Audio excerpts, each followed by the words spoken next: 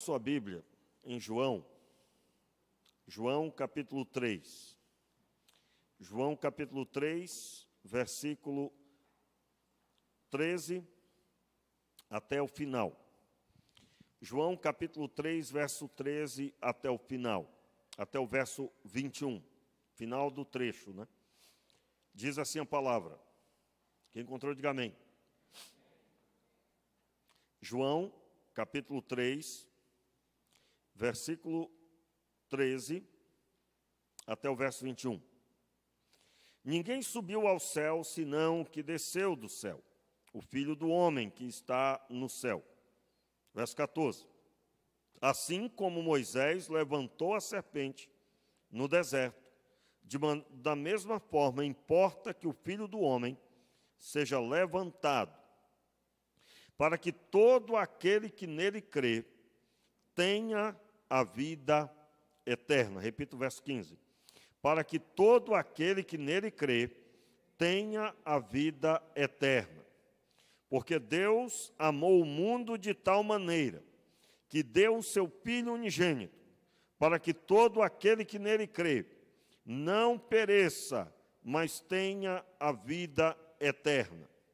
Porque Deus enviou o seu Filho ao mundo, não para que condenasse o mundo, mas para que o mundo fosse salvo por ele.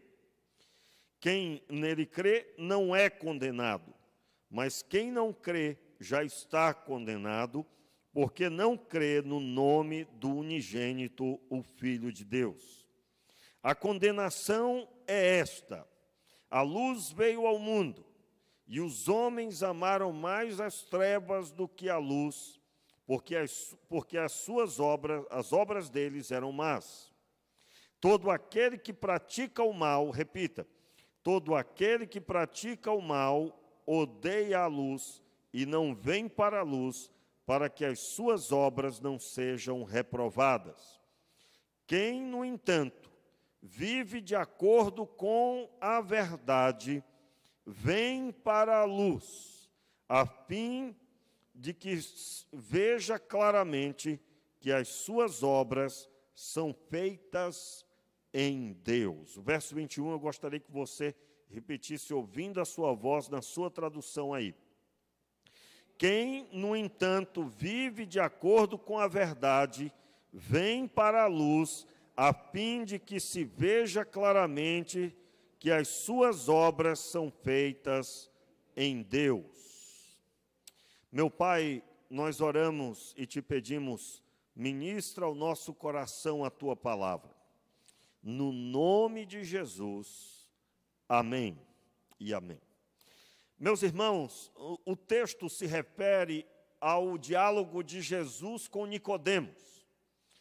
Jesus é procurado por Nicodemos. Nicodemos vai à noite à procura de Jesus.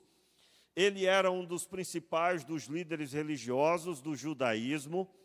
O judaísmo, como os irmãos bem sabem, era uma religião judaica da época que visava fomentar a leitura da lei em meio aos judeus, e ela se tornou uma religião muito forte.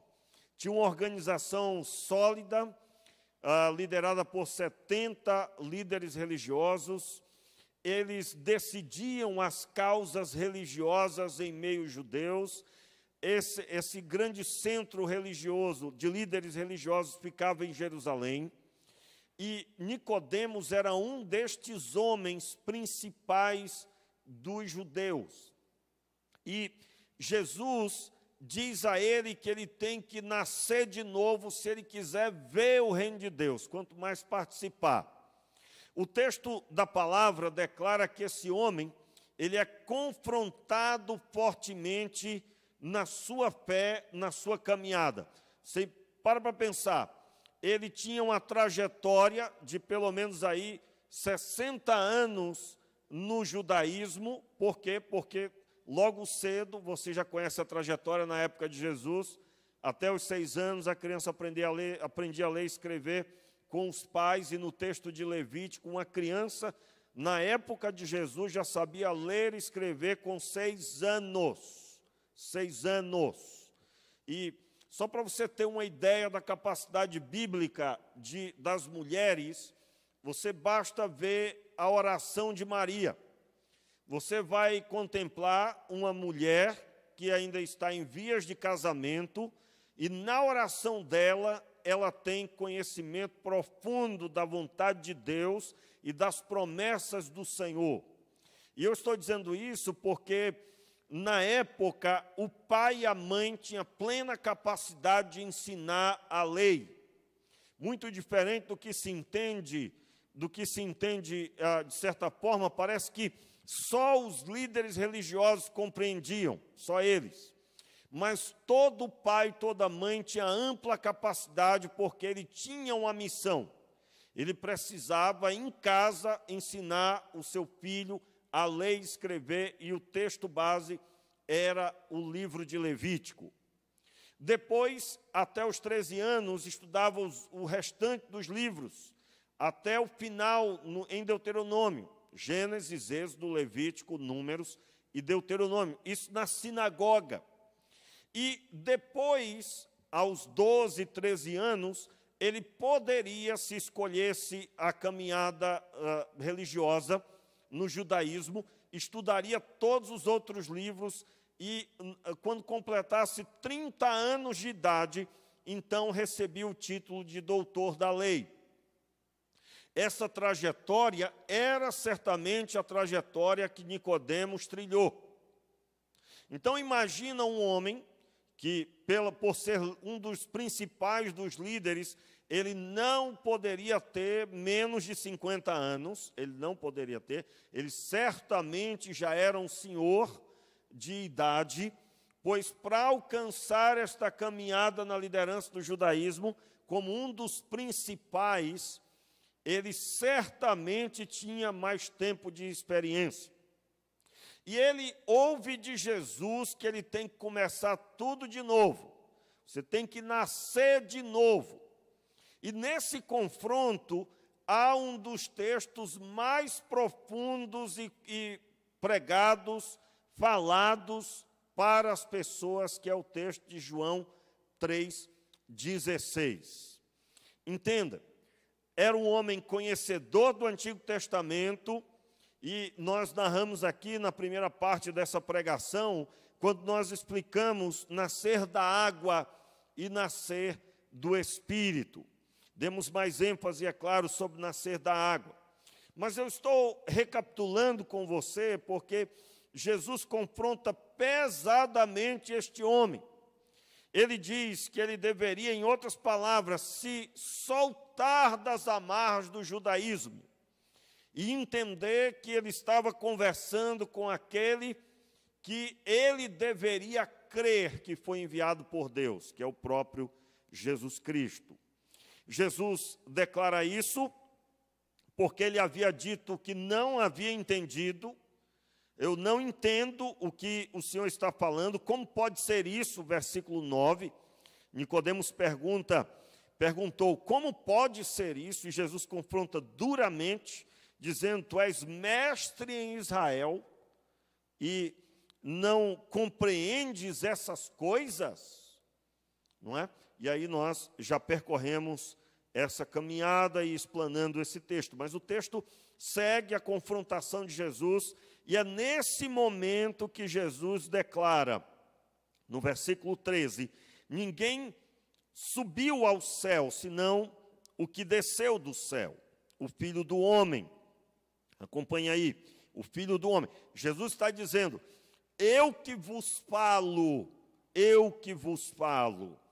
E aí o verso 14, assim como Moisés levantou a serpente no deserto, da mesma forma importa que o Filho do Homem seja levantado. Na quarta-feira, nós lemos o texto de Números 21, que narra o episódio em que o povo de Israel murmurou do Senhor, reclamou da comida, eles não aguentavam mais aquela carne, não aguentavam mais aquela comida que Deus dava, e eles reclamaram de Moisés e reclamaram do próprio Deus. E o Senhor então mandou serpentes que os picavam e eles morriam do veneno. E aí eles pediram misericórdia, falaram com Moisés, Moisés orou ao Senhor e Deus deu uma orientação. Deus disse que Moisés fizesse uma serpente de bronze, a levantasse em um poste. O texto diz, na minha tradução, em uma haste, a mesma coisa, um poste, um lugar alto, um lugar que todos pudessem ver. E ao serem picados pelas serpentes, eles olhavam para aquela serpente que Moisés havia feito, e então eles não morreriam do veneno que estava em seu corpo. Eles teriam vida. E Jesus usa este conhecimento. Veja, Jesus ele utilizava o que a pessoa conhecia comumente para explicar as coisas de Deus. Então o Senhor aqui está dizendo para Nicodemos, assim como Moisés levantou a serpente, e as pessoas paravam de morrer, por quê, irmãos? Porque elas acreditavam que aquilo que Deus mandou deveria ser feito. Então, ao olhar para a serpente, elas ficavam curadas do veneno. E aí Jesus faz a comparação, assim como foi com Moisés, verso 15, acompanhem, para que todo aquele, vamos ler o verso 14 para dar sentido, assim como Moisés levantou a serpente no deserto, da mesma forma importa que o Filho do Homem seja levantado. Observe aí, da mesma forma importa que o Filho do Homem seja levantado, para que todo aquele que nele crê tenha vida eterna. Aqui tem um upgrade aqui. Aqueles do Antigo Testamento permaneciam vivos e, é claro, como toda pessoa, vieram a óbito depois de velhice, de doença, qualquer outra coisa. Mas aqui, a palavra de Jesus é: aquele que olhar e crer tem a vida eterna. Então aqui há um acréscimo. A vida agora será eterna.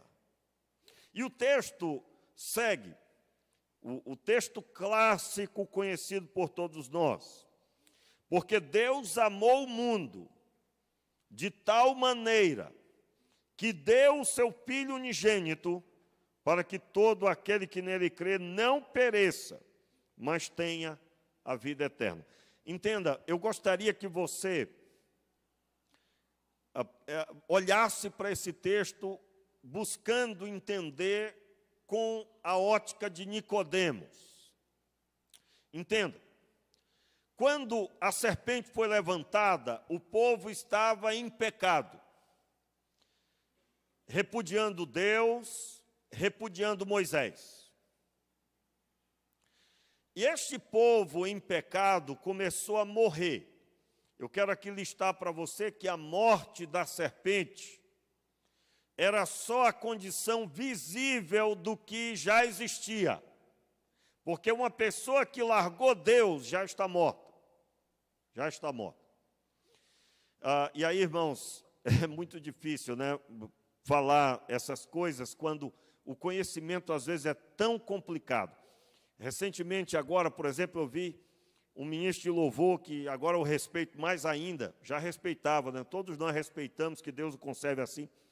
Fernandinho, ele foi a público e disse que não é possível um ministro de Deus se unir com os inimigos de Deus para adorar a Deus. Quem é que viu? Quem é que viu na internet? Pouca gente viu. Se você quiser, a respeito, você pode me chamar lá no grupo e eu... Aliás, vou colocar no grupo, pode ser? Vou colocar no grupo, todo mundo vê. O Fernandinho teve a coragem, a ousadia, e é profeta, né? E foi lá e colocou. Colocou o quê? Trouxe uma visão bíblica de que não é possível alguém que diz que serve a Deus e adora a Deus, de repente chama para cantar uma música cristã alguém que não tem compromisso com Deus, em outras palavras. Aí ele disse uma palavra assim: não é possível cantar com os inimigos de Deus, uma coisa assim. Aí, irmãos, deu o maior bafafá e está dando até hoje, porque nós vivemos um tempo em que as pessoas, se elas forem educadinhas, bonitinhas, dependendo do que você fala, ela fica agredidinha, ela fica chateadinha, entendeu? Ela fica chateadinha, ela fica brabinha, fica chateadinha. E ela diz, mas como assim? Eu não sou inimigo de Deus, não, me respeite. Entenderam? Meu Deus, como é que pode o Fernandinho dizer que fulano é inimigo de Deus? Aí eu fiquei vendo aquilo, aí eu digo, meu Deus, como é complicado lidar com quem não compreende questões bíblicas básicas. Meus irmãos, olha o texto de João 3,16. Porque Deus amou o mundo de tal maneira que deu o seu Filho unigênito, para que todo aquele que nele crê não pereça, mas tenha vida eterna. Entendeu aqui?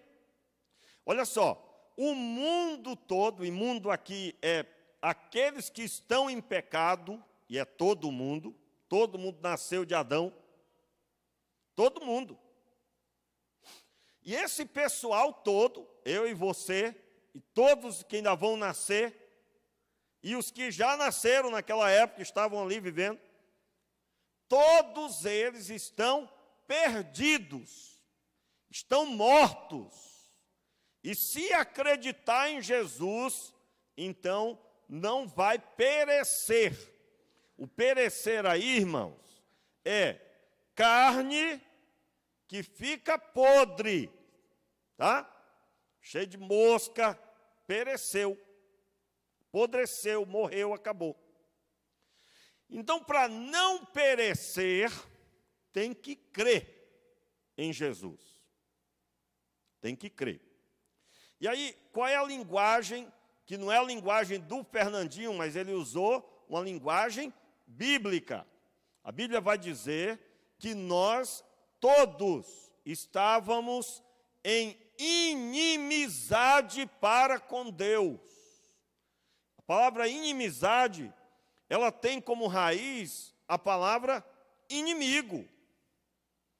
Quem é inimigo tem inimizade, ou seja, não anda junto, não compactua, não consegue fazer algo que seja agradável, é inimigo. Agora, por que inimigo? Porque está em trevas. E nas trevas, nada que fazemos pode ser recebido. Pode ser recebido. Então, eu tenho lá, ainda me lembro, né, irmãos? Ainda me lembro disso.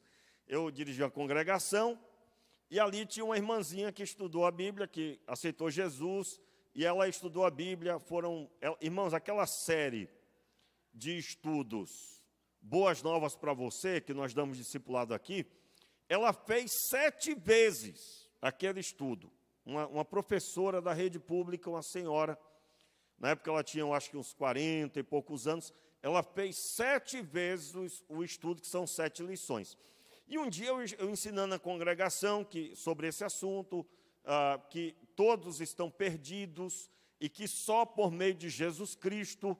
Irmãos, aquela irmãzinha ficou incomodada e disse, não, irmão Renato, como assim? Mas a minha avózinha, eu conheço a minha avózinha, eu nunca ouvi ela dizer um palavrão, eu nunca ouvi ela chateada com ninguém ou magoada com ninguém, ela nunca foi à festa, ela nunca xingou ninguém. A minha avózinha, eu creio que ela não está perdida, ela vai para o céu. Aí eu perguntei, mas ela já conheceu Jesus, já aceitou Jesus como Senhor e Salvador? Ela disse, não. Eu digo, então, irmã, sinto em dizer, só por meio de Jesus Cristo alguém pode ser salvo. Irmãos, a irmã ficou indignada, porque a vozinha dela tinha que ser salva, porque ela era muito legal. Os irmãos entenderam aí? Entenderam como é que é? Então, estou usando esse exemplo, né? Depois, irmãos, foi uma história maravilhosa, porque nós tivemos que estudar a Bíblia com aquela irmã de novo. estudamos a Bíblia com ela, ela não conseguia entender. Olha só, ela lia a Bíblia e não entendia nada. Ela não conseguia entender nada da Bíblia. Não tinha vontade de ler a Bíblia, mas sabia que tinha que ler. E um dia, pregando a palavra no culto, ela veio à frente aceitando Jesus. Ela aceitou Jesus todas as 7 vezes que fez o estudo bíblico. Ela, toda vez que fazia o apelo, ela aceitava Jesus. E um dia, eu pregando, ela veio aceitando Jesus de novo, só que veio em lágrimas. Irmãos, ela tinha um semblante entristecido, ela tinha uma característica de depressão, hoje, de uma linguagem mais atual. Mas depois daquele dia, os seus olhos se abriram, seu coração foi iluminado e ela mudou completamente. E ela passou a ler a Bíblia e entender, e passou a entender a salvação, e ela passou a ter todas as características de uma pessoa salva. Porque o salvo tem características. E eu acabei de citar algumas. Ele entende a palavra. E aí eu não estou falando de entender sem ter estudado, eu estou falando que a palavra de Deus lhe é agradável. E a pessoa, o básico, ela consegue compreender. Ela entende que ela é salva. E esse entendimento é automático pela presença do Espírito Santo, que testifica a respeito da pessoa de Jesus. Irmãos, isso não é aprendido. E aí eu acabei de contar o testemunho. Ela fez 7 vezes as 7 lições. E mesmo assim, quando terminava, aí eu me lembro que eu fui mais ousado. Se a senhora morresse agora, a senhora iria para o céu? Ela respondeu o que, irmãos? Não sei. Acho que não. Veja bem, aí era uma contradição muito louca, né? Porque ela tinha convicção de que a vozinha ia. A vozinha ia. Mas ela não tinha convicção. O que aconteceu com o Fernandinho? Pensou que eu tinha esquecido dele, né? Olha só. O Fernandinho, ele falou uma verdade, mas está cheio de gente do outro lado ouvindo que tem uma vozinha. E não aceita que o Fernandinho chame a vozinha dela ou dele de inimigo. Irmãos, o texto bíblico está dizendo que Deus amou o mundo de tal maneira que deu o seu Filho. E deu para quê? Para que todo aquele que nele crê não pereça. Se ao crer não pereça, então estava todo mundo morto. É ou não é? Estava todo mundo morto. Salvação, irmãos, é só se crer em Jesus. Então, o que é que nós temos hoje? Tem lá uma pessoa bonitinha na internet, se apresentando, e em nome do amor, ela chama a pessoa, né? A pessoa que está lá no mundo cantando no meio de um monte de coisa doida, e de repente a pessoa vai cantar para Deus. É o entendimento de que basta cantar uma música e Deus está lá recebendo.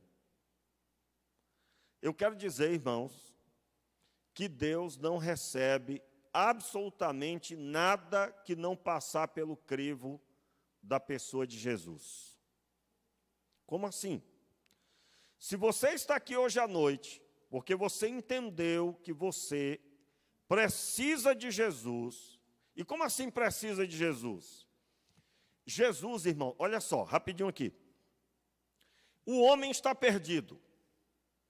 Então Deus manda Jesus à terra e se relaciona com Jesus e Jesus com Deus.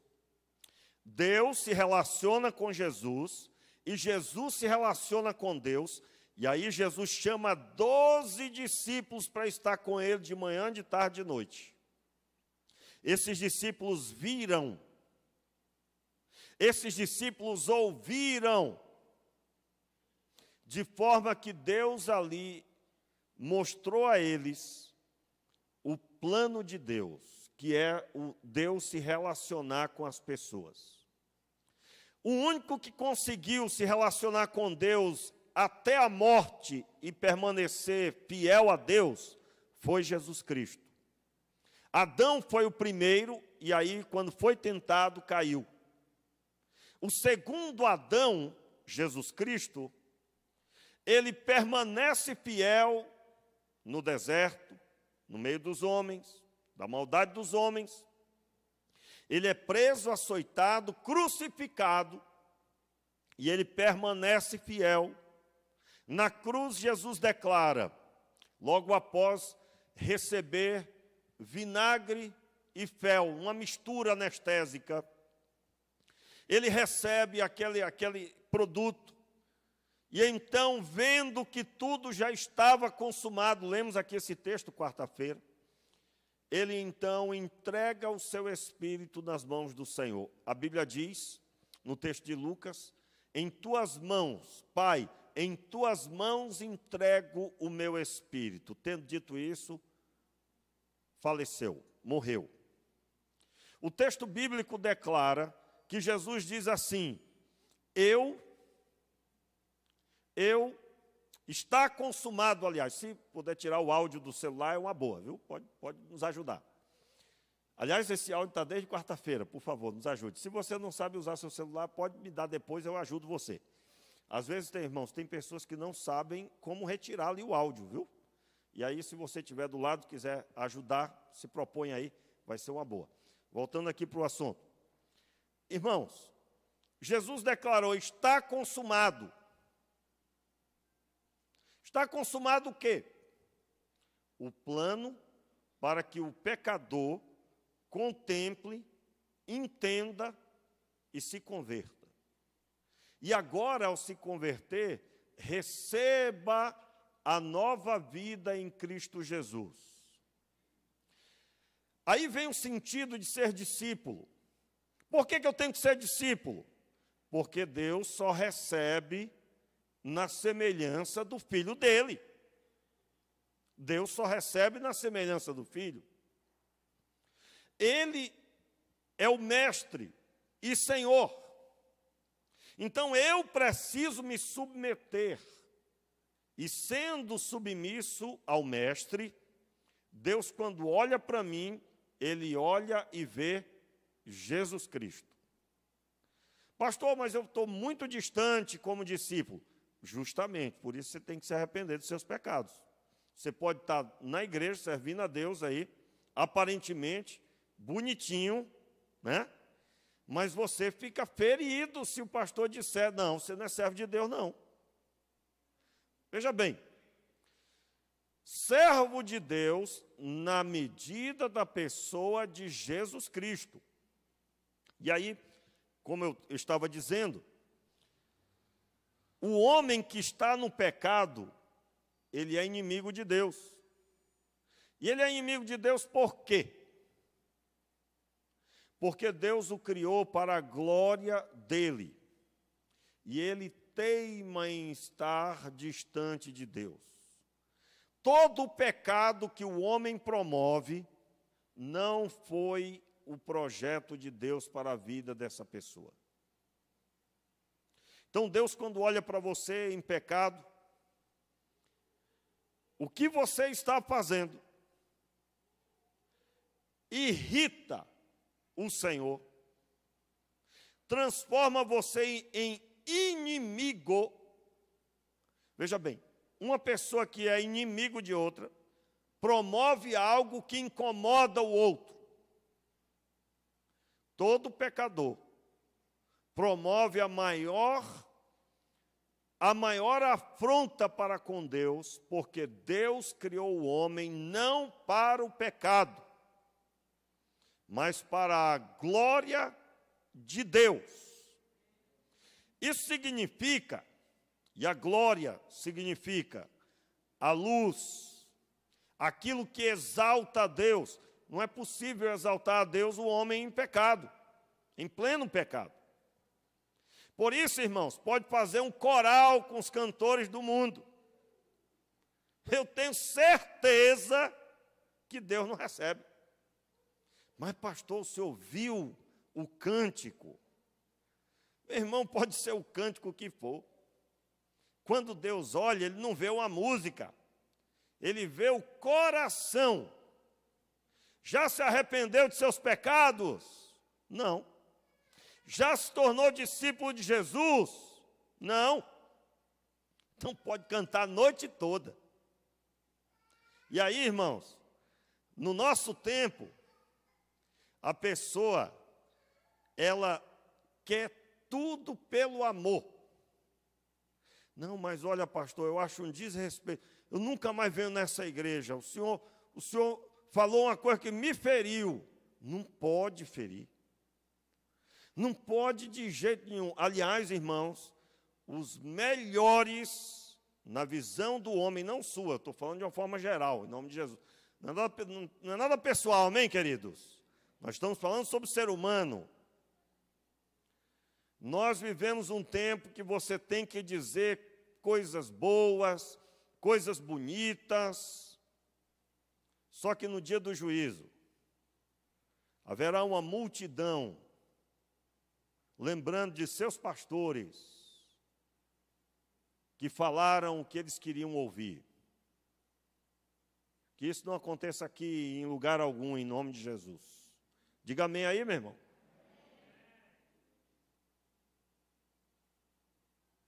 Um dia eu dei um exemplo aqui, aliás, eu não lembro mais exatamente, mas eu falei, eu digo, olha, se algum filho de um membro da igreja bate à minha porta, meia-noite, e ao abrir a porta, ele diga assim, pastor, tem um espacinho aí para mim. Eu digo, mas como assim? Não, eu briguei com meu pai, xinguei meu pai, minha mãe, dei até um tapa no meu pai, e aí eu saí de casa, o senhor pode me acolher? Aí eu disse, olha, eu não lembro exatamente onde é que eu falei isso, acho que foi aqui mesmo. Aí eu digo, irmãos, eu passaria a mão no telefone na hora, ligaria para o pai, digo, está aqui comigo. Eu digo, não vou receber aqui não. Porque vai que eu recebo, essa é nova. Vai que eu recebo e vem um raio na minha cabeça logo na hora que ele está lá, né? Por quê, irmãos? Quem é que está errado? Ele. Se arrependa, peça perdão, submeta a seus pais. Mas está arriscado, se isso acontecesse mesmo, alguém que ouve e diz assim, que pastor sem coração, não acolheu o bichinho. É ou não é? Sim ou não? Porque um pastor que ama, acolheria. Quando, na verdade, se isso acontecesse, em nome de Jesus, nunca isso acontecerá. Amém, irmãos? O garoto precisa ser corrigido, não abraçado. Nós precisamos, irmãos, recordar que o pai que ama, corrige. Se esse texto fosse escrito, texto de Provérbios, se esse texto fosse escrito na linguagem do povo de hoje, o pai que ama, abraça e nunca corrige, nunca trata com rigidez no sentido da correção. Só que vai gerar problema futuro. Então, isso acabou entrando nas igrejas. Aonde? Salvação. Eu ouvi um pregador uma vez dizendo que a maior derrota de Satanás vai ser o seguinte, que quando ele abrir a porta do inferno vai estar vazio. Vai ser a maior derrota que Deus vai ter dado contra Satanás. Quando o pregador falou isso, todo mundo foi à loucura no auditório, viu, irmãos? Só que a salvação é para aquele que crê. E você sabe que não será todos que vão crer. Mas todo o que crer, todo o que acreditar, esse será salvo. Mas a fé não é de todos. Você sabe disso. E é claro que eu não aconselho ninguém a eleger quem vai ser salvo ou quem vai ser. Quem não vai ser e quem vai ser. Isso aí nós vamos deixar para Deus. Nossa parte não é essa. Nossa parte é pregar o Evangelho e orar para a glória de Deus, buscando a presença de Deus e pregando o Evangelho cada vez mais. Mas eu quero dizer com isso que Deus amou o mundo de tal maneira que deu o seu Filho unigênito, para que todo aquele que nele crê não pereça, mas tenha a vida eterna. Para Nicodemos, isso aqui era um absurdo, porque meio de salvação para Nicodemos era o cumprimento do judaísmo, na obediência à lei. Cumpria as orações, cumpria os jejuns, cumpria o que a lei determinava, está salvo. E aí chega Jesus agora dizendo, você basta olhar, e ao crer no que Deus deu seu Filho, quem acreditar será salvo, não vai perecer, será salvo, terá a vida eterna. Então, o que a Bíblia está dizendo é que eu preciso olhar para Jesus e acreditar. Mas como é que é isso mesmo? Irmãos, Jesus, quando morreu na cruz do Calvário, ele assumiu a minha posição. Ele assumiu o meu lugar. Eu é que era para morrer ali. Se nessa hora tiver alguém dizendo assim, eu não, pastor, só se for o senhor. Olha o pecado aí. A pessoa se autoelegeu uma pessoa tão abençoada que... Não, a cruz não, para mim não. Meu irmão, você é nascido em pecado. A cruz era para você. Mas ele assumiu a cruz no seu lugar. E ele foi levantado, sendo filho de Deus, para que todo aquele que nele crê, para que todo aquele que olhar para ele, como no Antigo Testamento olharam para a serpente, e o veneno da serpente cessava. Da mesma forma, ao olhar para Jesus, o veneno que está aí, chamado pecado, deixará de ter força, porque você reconheceu que aquela cruz era para você, mas ele a assumiu em seu lugar. E aí, irmãos, o texto, na verdade, ele vai declarar que Jesus, ele é levantado na cruz do Calvário, e ao ser levantado, todos deveriam observar Jesus. Abra sua Bíblia aí em João 12. João 12, o versículo 28. O texto diz assim, João 12, 28. Pai, glorifica o teu nome. Versículo 28, capítulo 12 de João. Pai, glorifica o teu nome. Então veio uma voz do céu, já o glorifiquei, e outra vez o glorificarei. A multidão que estava ali ouviu a voz, dizia que era um trovão. Outros diziam, um anjo lhe falou. Disse Jesus, não veio esta voz por causa de mim, mas por causa de vós. Agora é o tempo do juízo deste mundo. Agora será expulso o príncipe deste mundo. Verso 32. Eu, porém, quando for levantado da terra, atrairei para mim. Atrairei todos a mim. Eles diziam isso para mostrar o tipo de morte. Ele dizia isso para mostrar o tipo de morte que ia morrer. E aí segue o texto, mas eu quero dar ênfase aqui, que Deus ecoou a voz dos céus, confirmando Jesus como sendo o seu Filho amado e que ele iria glorificá-lo.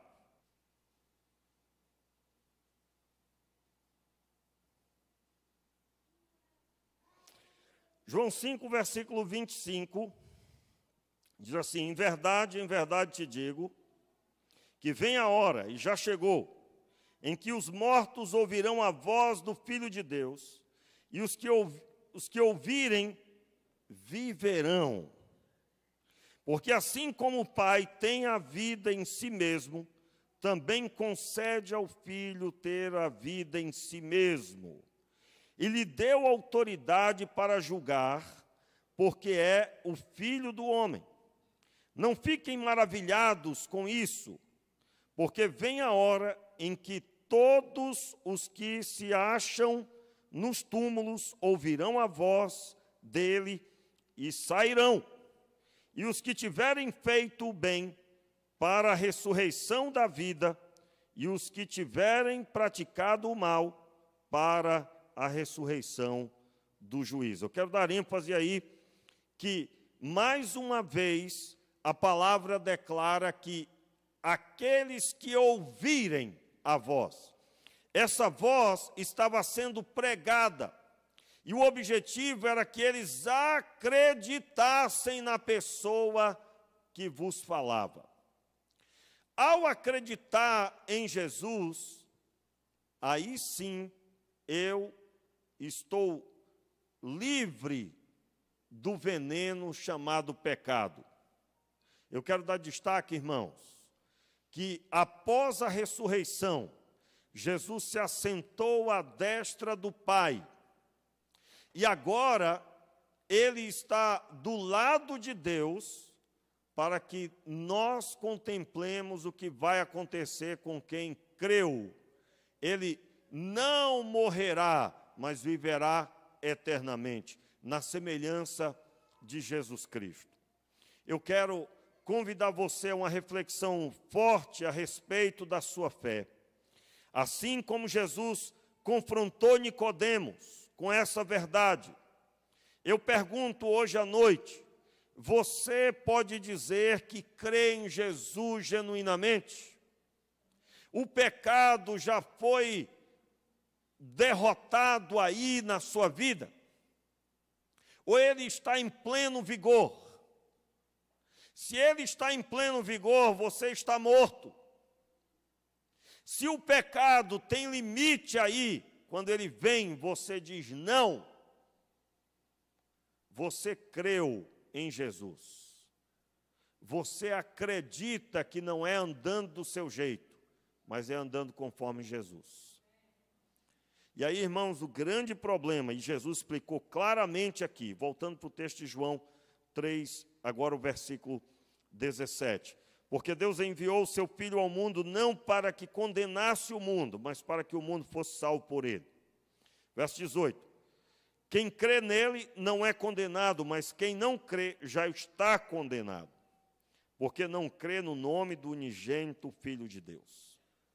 Não crê no nome do unigênito, o Filho de Deus. Você notou aí a palavra unigênito posta?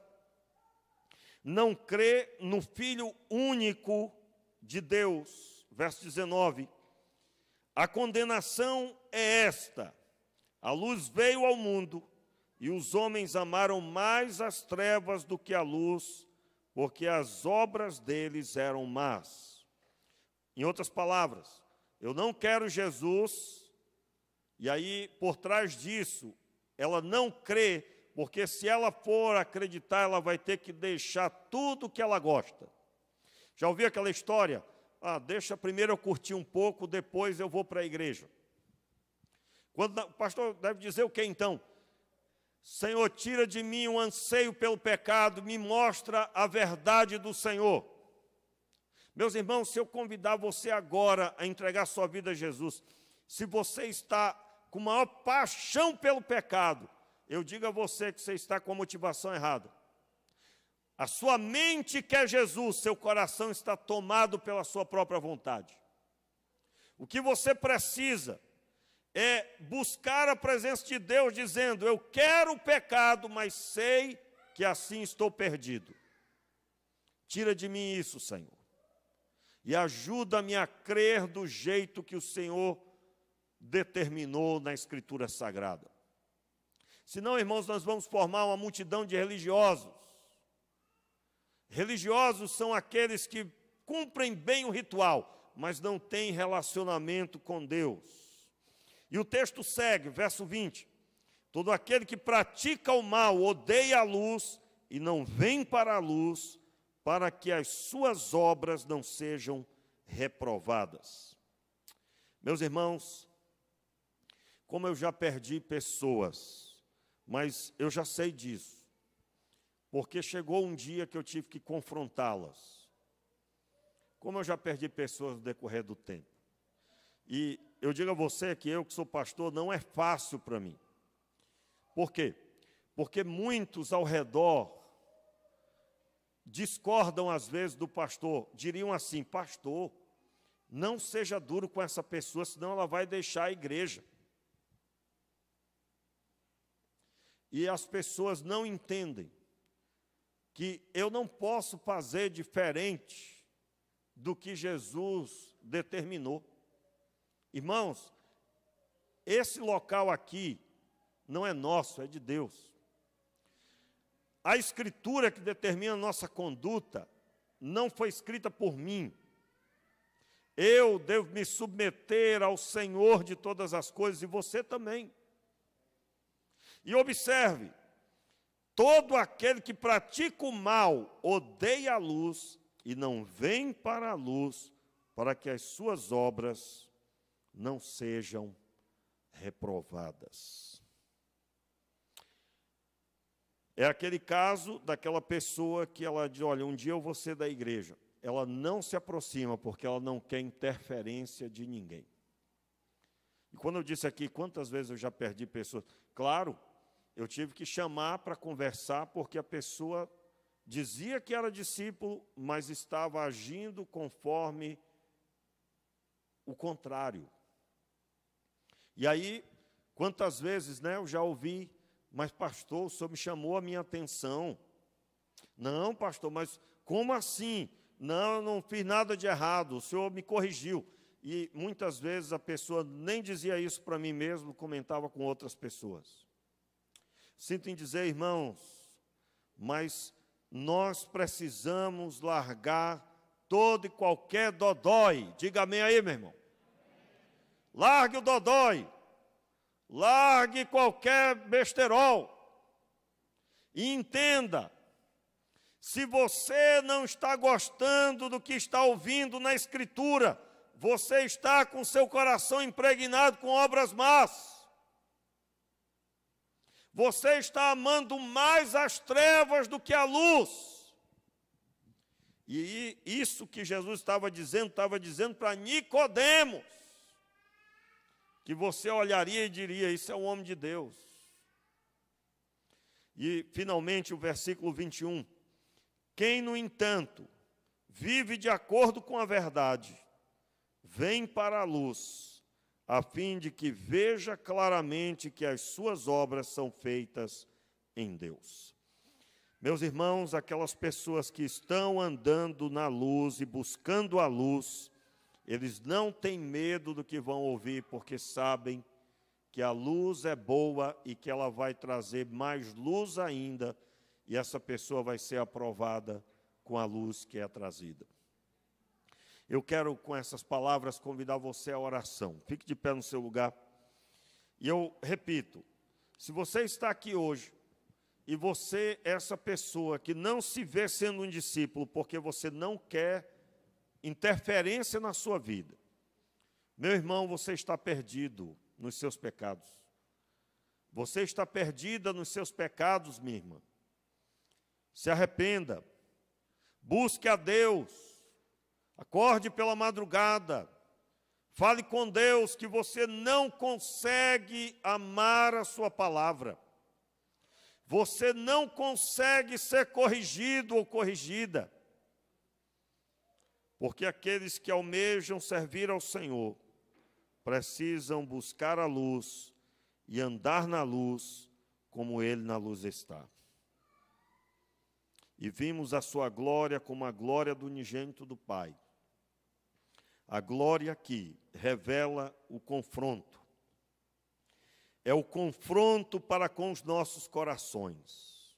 Não é do nosso jeito, é do jeito de Deus. Meu Pai, tenha misericórdia de nós. Nós te pedimos, livra-nos de nós mesmos.